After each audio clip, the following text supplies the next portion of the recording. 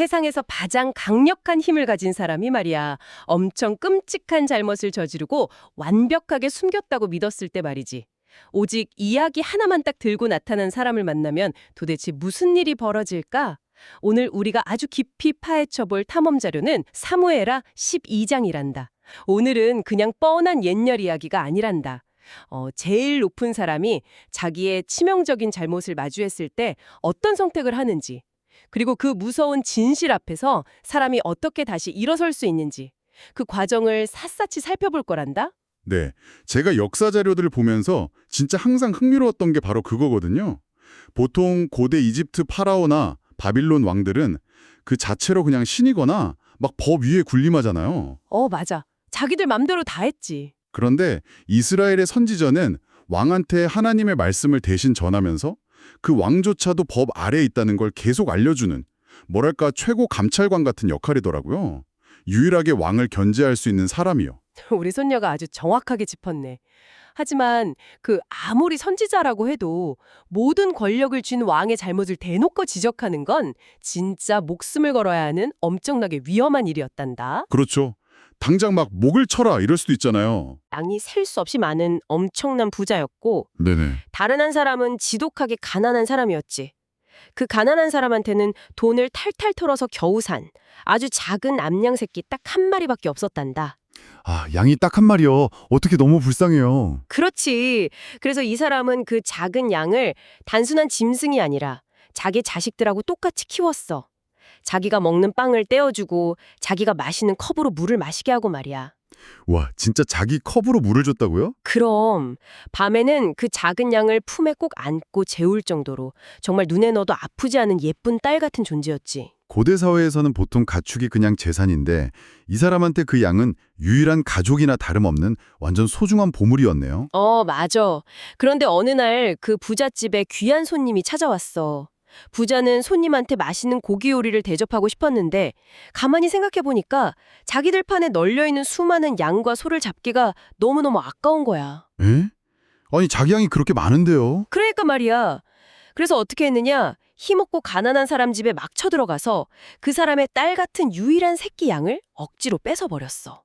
그리고는 그 불쌍한 양을 잡아서 자기 손님 요리로 만들어버렸단다. 헐, 진짜요? 아니, 그 부자 진짜 너무해요. 어떻게 자기 양 놔두고 불쌍한 사람 걸 뺐어요. 막 너무 화나요. 이거 완전 당장 경찰에 신고해야 되는 거 아니에요? 하하, 그렇지. 우리 친구도 만약 제일 아끼는 보물을 힘센 사람이 뺏어갔다고 생각하면 정말 화가 날 거야. 다윗 왕도 우리 손녀처럼 이 이야기를 듣자마자 펄펄 뛰면서 불같이 화를 냈단다. 당연하죠. 명색이 다윗 왕인데 그걸 듣고 가만히 있었겠어요? 다윗이 막 소리쳤어. 살아계신 하나님을 두고 맹세하는데 그런 끔찍한 짓을 한 사람은 마땅히 죽어야 한다. 불쌍히 여기는 마음도 없이 그런 짓을 했으니 양새끼를 4배로 갚아줘야 한다. 이렇게 왕의 권위로 아주 엄격하게 판결을 내린 거지. 와, 다윗 왕이 스스로 쳐모은 덫에 완전 완벽하게 걸려들었네요. 왕이 막 다른 사람 악행에 분노하게 만들고 그 화살을 결국 자기 자신한테 돌리려는 나단 선지자의 전략이었군요. 아주 예리하구나. 다윗이 그렇게 정의로운 재판관처럼 펄펄 뛸 때 나단 선지자가 다윗 왕의 눈을 똑바로 쳐다보면서 아주 유명한 한마디를 딱 던졌어. 당신이 바로 그 사람입니다. 세상에. 그 순간 분위기 진짜 완전 싸해졌을 것 같아요. 근데 할아버지, 다윗 왕이 도대체 무슨 짓을 했길래 나단이 이런 무서운 비유까지 쓴 거예요. 그 골리앗 무찌른 멋진 다윗 왕이요. 다윗 왕이 하나님의 말씀을 무시하고 정말 끔찍하고 은밀한 범죄를 저질렀거든. 다윗의 군대에 우리아라는 아주 충성스러운 장군이 있었어. 그런데 다윗이 그 우리아의 아내인 밧세바를 보고 그만 욕심이 생겨서 뺏어버린 거야. 아, 부하의 아내를요? 그래. 심지어 밧세바가 아기를 가지니까 자기 죄를 덮으려고 전쟁터에서 목숨 걸고 싸우던 충신 우리아를 아주 교묘한 함정에 빠뜨렸지. 제일 무섭고 위험한 최전방으로 몰아놓고 다른 군사들을 싹 뒤로 빼버린 거야. 헐? 그럼 암몬 사람들 칼에 맞아줄게 일부러 놔둔 거예요? 맞다. 암몬 사람들의 칼을 빌려서 우리아를 암살하고는 과부가 된 밧세바를 자기 아내로 삼아버렸어. 아주 완벽하게 범죄를 숨겼다고 생각한 거지. 와, 이건 진짜 상상도 못했어요. 수많은 아내를 둘 수 있는 왕이 딱 한 명뿐인 충신의 가정을 무참히 짓밟은 거네요. 부자가 가난한 사람 양 뺏은 거랑 진짜 완전 똑같아요. 그치. 마치 몰래 과자 다 훔쳐먹고 안 먹은 척 입 싹 닦았는데 입가에 부스러기 다 묻어서 엄마한테 딱 걸린 것보다 천만 배는 더 무서운 상황이에요. 과자 부스러기 비유가 아주 찰떡이구나. 다윗은 밤의 어둠 속에 다 숨겼다고 생각했지만 온 세상을 살피시는 하나님은 그 시커먼 마음을 대낮처럼 다 보고 계셨어. 그래서 나단을 통해서 아주 무서운 꾸중을 하셨단다. 뭐라고 하셨는데요? 네가 나를 무시하고 우리아의 아내를 빼앗았으니 내 집안에서 영원히 무서운 칼부림이 떠나지 않을 것이다. 너는 몰래 했지만 나는 대낮에 온 이스라엘 백성이 보는 앞에서 네 아내들을 빼앗기는 재앙을 내리겠다. 이렇게 무서운 벌을 내리신 거지. 우와, 자기가 폭력을 썼으니까 그게 그대로 자기 집안으로 돌아올 거라는 진짜 무서운 벌이네요. 근데 할아버지, 여기서 다윗이 어떻게 했어요? 보통 왕이면 자기 치부가 들통나면 막 화내면서 저 선지자 당장 끌어내라 이러지 않나요? 보통의 교만한 왕들이었으면 벌써 선지자 목을 베었을 거야. 그런데 여기서 다윗이 왜 성경에서 훌륭한 왕으로 꼽히는지 진짜 이유가 극적으로 나온단다. 다윗은 이 무서운 꾸중을 듣자마자 핑계를 단 하나도 대지 않았어. 뭐 그때 좀 외로워서 그랬다 이런 변명 안 했어요? 전혀 안 했지. 내가 왕인데 이 정도도 못하냐며 화내지도 않고 그냥 그 자리에서 납작 엎드려서 내가 여호와께 큰 죄를 지었습니다 하고 솔직하게 자기 잘못을 곧바로 인정했단다. 와, 대박이다. 제일 힘이 센 절대 권력자가 신하 앞에서 자기 범죄를 곧바로 인정한다는 건 진짜 쉽지 않잖아요. 다윗이 위대한 건 죄를 아예 안 지어서가 아니라 잘못했을 때 도망치지 않고 책임을 지는 태도 때문이었군요. 완벽한 요약이야.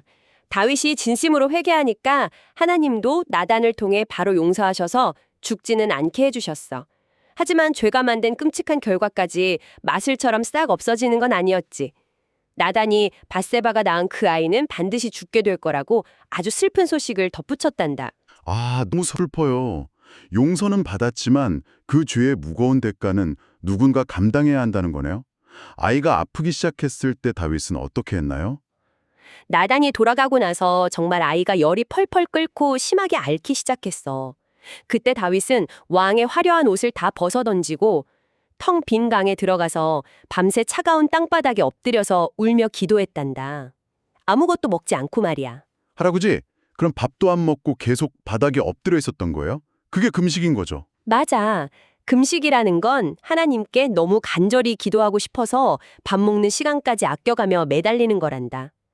다윗은 자기 왕관과 권력으로는 이 아이의 생명을 단 1초도 늘릴 수 없다는 철저한 무력함을 인정하고 가장 낮은 흙먼지 바닥으로 내려간 거지. 일주일 동안이나요? 왕이 밥도 안 먹고 엎드려 있으니까 신하들 진짜 덜덜 떨었겠어요. 다윗 왕이 저러다가 진짜 쓰러지면 어떡하냐고 막 비상 걸렸을 것 같은데요? 다들 왕이 충격으로 생명을 잃을까봐 엄청 걱정했지. 그런데 그렇게 간절히 기도했는데도 일주일 뒤에 그만 아이가 조그만 숨을 거두고 말았어. 어떡해요? 아이가 죽었으니 신하들은 진짜 무서워서 말도 못 꺼냈겠네요.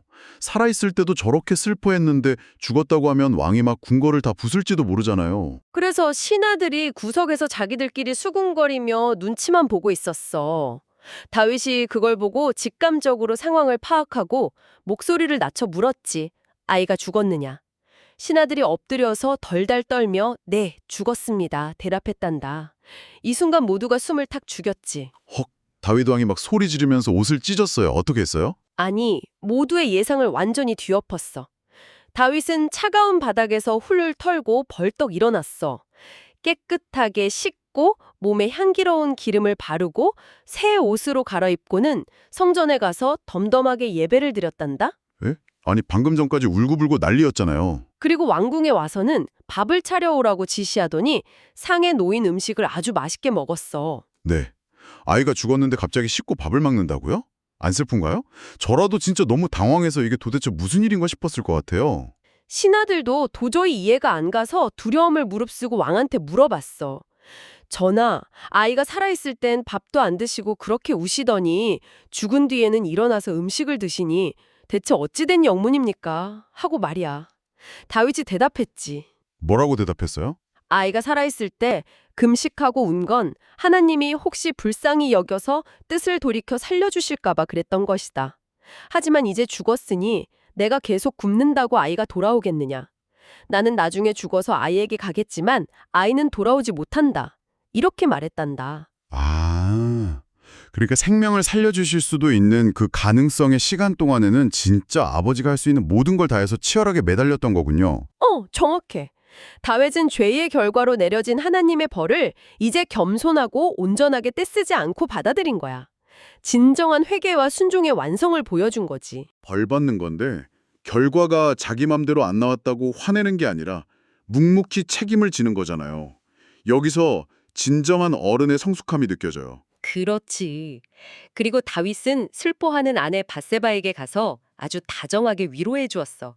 이 뼈아픈 시간을 지나고 나서 하나님이 부부에게 놀라운 회복의 선물을 주셨단다. 바로 새로운 아기 솔로몬이 태어난 거야. 오, 솔로몬이요. 우리가 잘 아는 그 지혜의 왕 솔로몬이 여기서 태어난 거군요.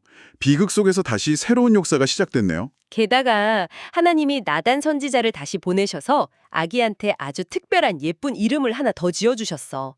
여디디아라는 이름이지. 여디디아요? 어감이 참 예쁜데 무슨 뜻이에요? 여호와께서 사랑하신다는 뜻이란다.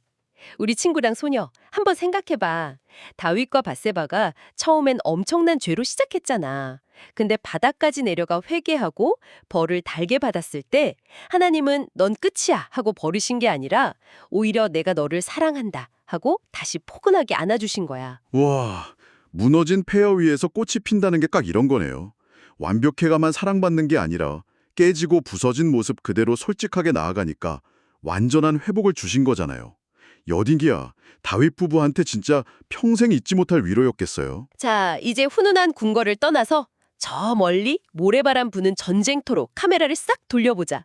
다윗이 회개하고 있을 때 요압 장군이라는 아주 뛰어난 장수가 암몬 사람들의 랍바성을 맹렬하게 공격하고 있었어.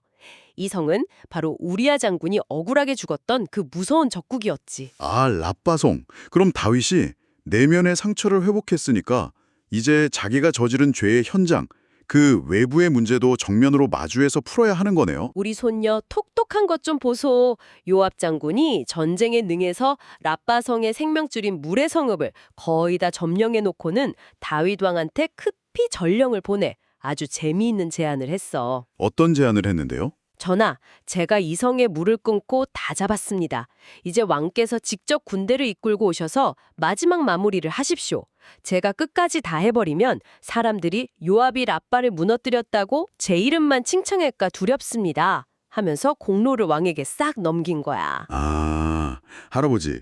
이거 완전 제가 게임할 때 친구가 보스 몬스터 체력 99%다 깎아놓고 저보고 와서 마지막 한 대 탁 쳐서 경험치 다 가져가라고 양보해 준 거랑 완전 똑같네요. 하하하, 게임 경험치 비유라니 아주 기가 막히는구나. 맞아. 요압 장군은 다윗 왕이 무너져 있던 자리에서 털고 일어나서 다시 당당한 이스라엘의 강한 리더로 돌아오길 바랐던 거야. 정치적 감각이 대단했지. 오, 다윗 왕도 그 뜻을 정확히 알아들었겠죠? 그럼 다윗은 이스라엘 군대를 쫙 이끌고 랍바성으로 가서 완전히 승리했지. 적국 왕의 머리에 있던 엄청나게 무거운 금관을 빼앗아 자기 머리에 쓰고 백성들을 곡괭이질이나 벽돌 굽는 노동에 투입시키면서 완전히 위풍당당한 통치자의 모습으로 복귀하며 오늘 기록이 마무리된단다. 와, 오늘 탐험 진짜 엄청난 대서사실을 읽은 기분이에요. 죄를 숨겼다가 나단 선지자가 그걸 딱 짚어내고 왕이 바닥에 엎드려 회개하고 뼈아픈 결과를 묵묵히 받아들이고 그리고 여디디아라는 사랑과 마지막 승리까지 서사가 진짜 완벽해요. 다윗의 진짜 위대함은 죄를 단 한 번도 안 지은 완벽한 성인군자여서가 아니었어. 맞아요. 우리랑 똑같이 연약하고 오히려 더 끔찍한 치부를 가진 사람이었지만 들켰을 때 핑계대지 않고 하나님과 백성 앞에 솔직하게 회개하는 그 용기가 진짜 위대한 리더십이었던 거잖아요.